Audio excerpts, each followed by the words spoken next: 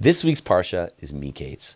Paro has the very, very famous dream about the 7 fat cows and the 7 skinny cows, and he is so upset that in the morning he calls all of his advisors and all of his horses and all of his men, the necromancers, and nobody can put Paro's dream together again.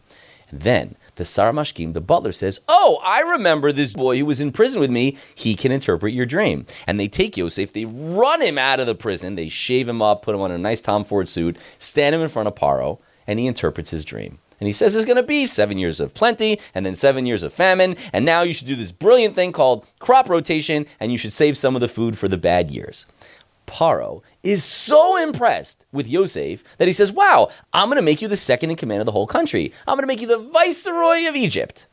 And very simple question, like, perhaps you should make him the chief dream interpreter. If you're going to make him anything, make him the dream interpreter.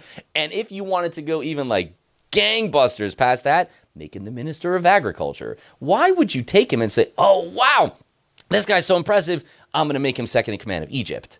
That just doesn't stand to reason at all. The idea is as follows. Yosef's ability to interpret dreams is not because he's some kind of crystal ball, palm reader dream interpreter. What Yosef understands is psychology. Your dream, after all, is your subconscious mind speaking to you and speaking for you. So Paro knew that there was something really, really interesting and deep-rooted, troubling going on in his psychology, but he couldn't put his finger on exactly what. Yosef hears the dream and says, "Paro, I'll tell you exactly what's happening. You see your country falling apart. The problem with the 7 years of famine is that the famine years will be so bad that no one will even remember the good years. We're going to have to be communist. We're going to have to stand in bread lines for the better part of a decade. The country's going to fall apart."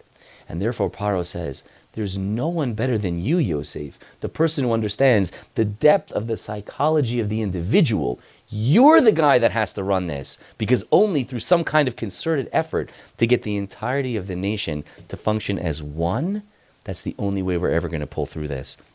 And sure enough, Yosef is able to rally the country to come together, and it doesn't just save the country, but it catapults Egypt into an even larger regional power because they have food where the others do not, and they're able to take all the money from all the sides and grow the country.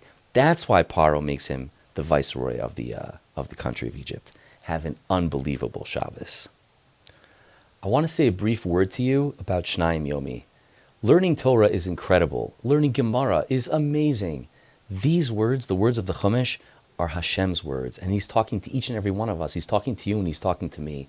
Setting aside just a little bit of time, 2 to 3 minutes every single day to hear the words of God, I promise you, will change your life. So kol hakavod for doing Shnayim Yomi, and may you enjoy and may you continue to grow.